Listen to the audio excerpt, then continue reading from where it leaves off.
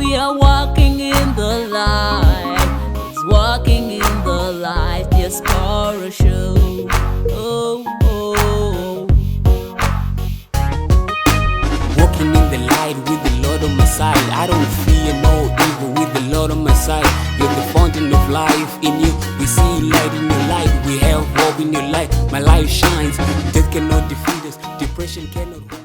Yeah, so now I'm so frustrated, and then my cousin's wife tell me, yeah, you know, God does not make mistakes, so just go and sleep, and then we see what's next when you wake up. So here I'm waking up, I'm thinking, instead of pitying yourself for making the huge mistake, the interview is cancelled anyway. Even if I found my way to Frankfurt Oder, I wouldn't have gone to the interview. So I started looking for another job, you know, there. And in the evening, my cousin comes back and said, what are you doing here? And I'm like, oh, I had an interview actually, but I'm in the wrong Frankfurt. I was supposed to go to Frankfurt Oder. And we talk and catch up, and then he tells me of an opportunity in where he was working in this hospital, that they also needed someone with my qualification. Wow. Look at how God works. God. Yes. And I'm in the right place, and I thought I lost my way, you know. And so yeah, he calls immediately, the boss, and makes arrangements, and then I go for an interview, you know.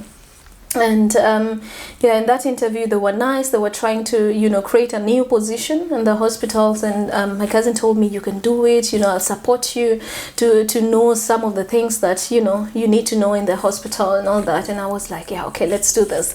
And so the other challenge now comes in, Ausländerbehörde, the authorities. Now they needed to, you know, get my documents all the way from Hamburg to Rosasheim. Yeah. And my cousin told me, you need to go back to Hamburg, you know, you need to get out of the apartment that you are in, because when you're here, you just pay the house and no one is there, you know. So you can save that money, come stay with us, and then as we wait for things to unfold. So I went back to Hamburg, and at the same time where I was leaving my apartment, a friend of mine who was doing, was it a social year? Things a social year in a kindergarten, was now starting an Ausbildung. So I could give some of the things to her and bless her with that.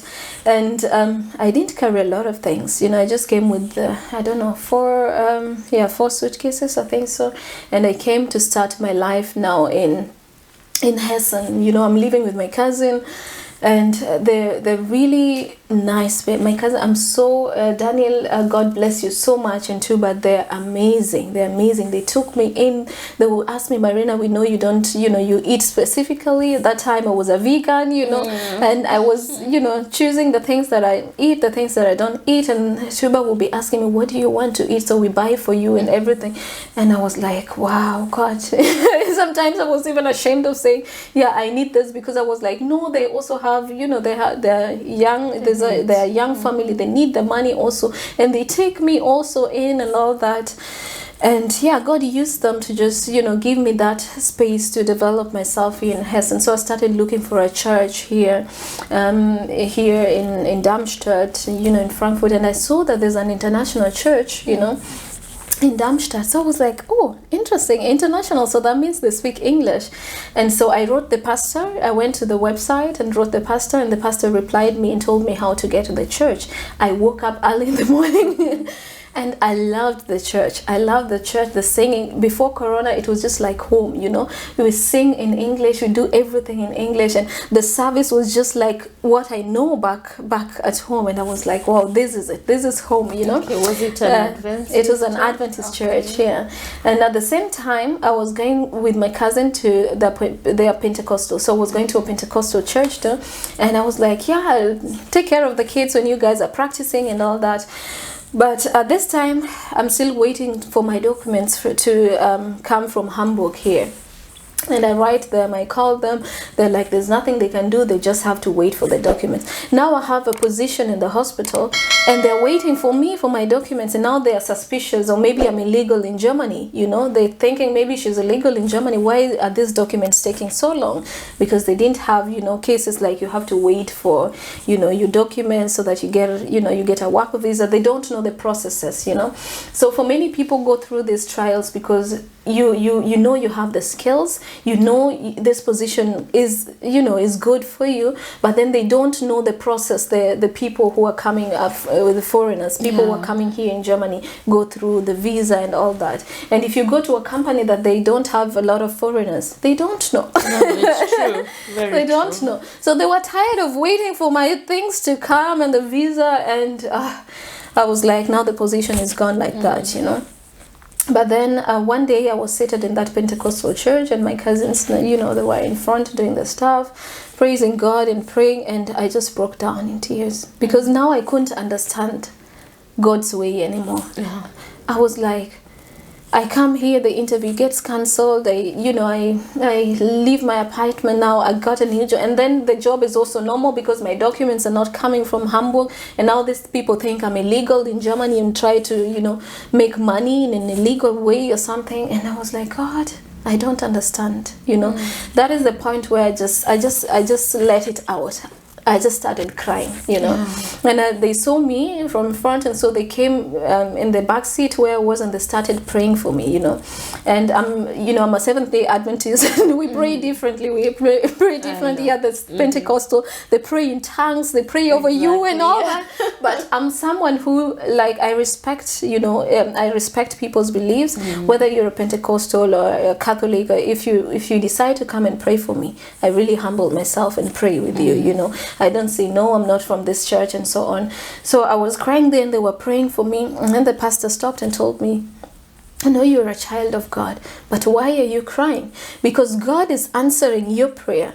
You told God to close all the doors that are not meant for you and open those which are meant for you. And that is exactly what is happening to you right now. The doors are being closed that are not meant for you, and a door will be opened here for you in Rossesheim. So why are you crying? And I looked at that pastor. I was like, where did he know about my prayer? I never talked to anyone about what I pray about, and I'm new also here, and I was like, where did he know my prayer? And then he said the Holy Spirit revealed it to him. But that was like a revelation to me too. And I just said, amen. He said God was going to open a door for me here. My assignment in Hamburg is over. God needs me here. Wow. And so one day, I'm just doing my application. And I'm like, I need to look for something. Now, my mind is switching from thinking I need a job so that I can do, I can have my finances in order. And, I'm the firstborn in my family. So you have responsibilities back at home too. Yeah. I switched from that thinking to thinking, God, how can I get a job that I can serve you in? I need to serve you through my job, And now I start thinking, what do I like? And I like talking, I like spending time with people I like. And now I see God directing me to a social kind of, environment where I say, yes, social work. I'm going to do this. This is where God, can use me to change the lives of people. And I send my application. And a day before I get a call from them, I have a dream that a huge door is opening up for me. Just like the pastor told me, a pastor who is not even from my church, And I was like, the pastor said, I woke up and I was like, the pastor said, that was it. This is it. God is opening, God is opening a door for me. And they called me. I applied in a refugee, apartment, and they called me, and they asked me to come for the interview, And I went there, and it wasn't even an interview. The boss came and told me, look at your CV, this is your job. This is this is for you. This is your job. Do you want to see, the apartments, the refugee apartments that we have? Do you want to start? And I was like, oh. And I dressed so nicely for the interview. You don't want to miss the chance. I was nicely dressed, and I'm waiting. I prepared with my questions and everything. And this guy is sitting in front of me telling me, this is your job. Oh, God. That's God. That's it. I can't, in an interview that I prepared for, and I thought, when God opens ways for you, you don't even need to struggle. That's true. He just opens. He just opens the way. Powerful. And now that is how I got in here in Rossesheim to start working in a refugee home, And then God opened that opportunity where I can speak to them about God. One of the child who was, working, trying, keeping, how do you call them, Betreuung? How do you call Betreuung in English? help It's me just out. like care. Taking care of, yeah. So one of the child who I was taking care of, got a book on the streets, and this book was written in a language that I didn't understand, but the stories were the biblical stories, the Bible stories, the kids' Bible stories. That's it. And so she came and asked me, Marina, look at what I got on the street. Can you read for me the stories? You know how kids are interested in reading the stories and all that. And I was like, oh, I can't understand this language, but I know the stories. I can tell you the stories. And so I started telling them one by one about the stories that I know about in the Bible, and they started getting interested. So they would wait for me to come to work to ask questions about God and about the world, and I got my opportunity to share with them. And as I shared with them, I also made sure that I document that they asked me questions and I share with them, about because religion and work, it's not going one to one. They don't like it when you talk about God in a work environment. But true. Now in a situation where I have to answer questions, I would answer according to what I know, and give you references, and they have books and I could read for them these books, and that is how they got interested and share about God, and now I'm here, I'm in a church, I got myself a church, and now I meet this wonderful husband in this church, so everything now turned up to be a blessing. I lost my job in Hamburg, found my way here by mistake, but it was all God's plan, yeah. Wow. So that's great. So I heard you say you met your husband here now. So how did you meet your husband? Was it just that, hey, I'm here? Yeah. I met my husband in church. So it was a Saturday morning, and I was doing a kind of like a short devotion, and I'm in front there doing a devotion, and then all of a sudden I didn't see this man sitting on the right side, my right side, and I hear a voice telling me, this is your husband. Wow. As weird as it sounds, I had it, a clear voice telling me that. And me in my head, I'm thinking, husband, I don't know this guy, I've never seen him in this church. But then at that moment I needed to concentrate to finish this devotion that I was doing, and then maybe go further with my analysis of who is this husband of yours that you've never seen in this church, And so I'm a kind of person in church. I talk to new people. I talk to everyone. I talk, I was like, how come I never saw him? Because every new person that gets in this church gets to know.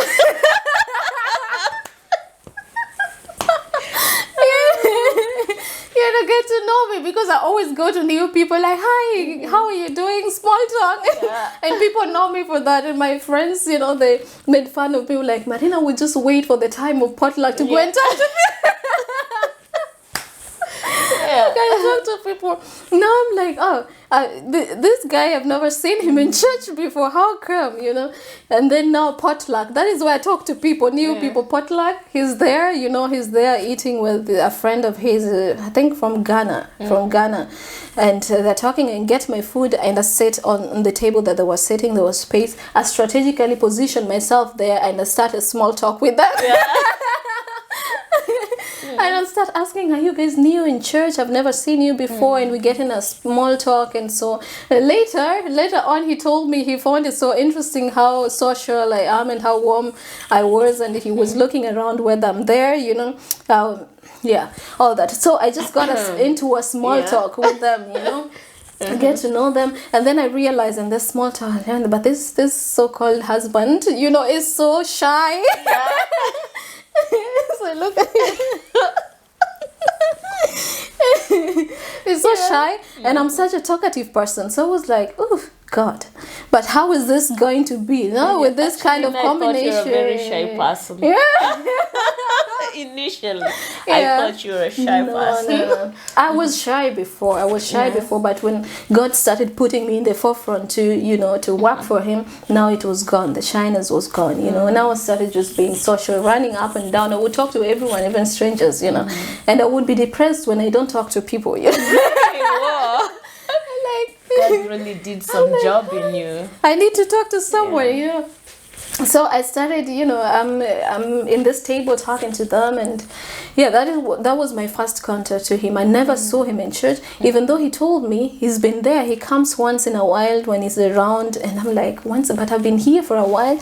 I've never seen him. I don't know whether God just closed my eyes till that moment, but I never saw him, honestly, in that church. And so we got to talk, and that was our first contact. So every time we would come to church, we'd greet each other, we'd go smiling, hi, how are you doing? Excited. And then with time, I started noticing now I'm getting feelings for this guy. Now I really like him in a different way, But then you're a lady, you're a lady, and in our African culture, and my own pride and ego, I won't go to a man and say, I like you. I have feelings for you and stuff. So I've developed these feelings, and now it's making my life tougher, In church, when I'm supposed to be in the front, in the pulpit, and he's there, there's just kind of, the way you're nervous is not normal, because it's some kind of...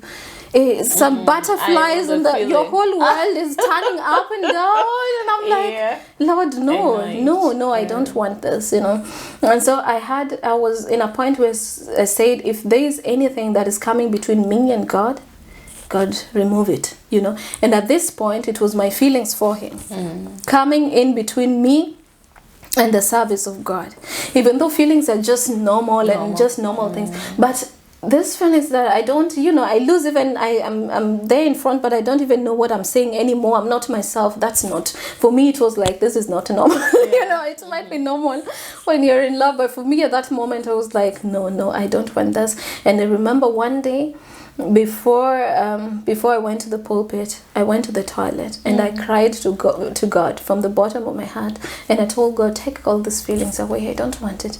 Like, how can a person just feel this way? My whole world is breaking down, and he doesn't even know about it. It's me who knows what's going on inside me, and he doesn't even know about it, And now it restrains even the way I talk to him. Now it's not like, hi, but even when he smiles a bit, now that whole smile means the whole world.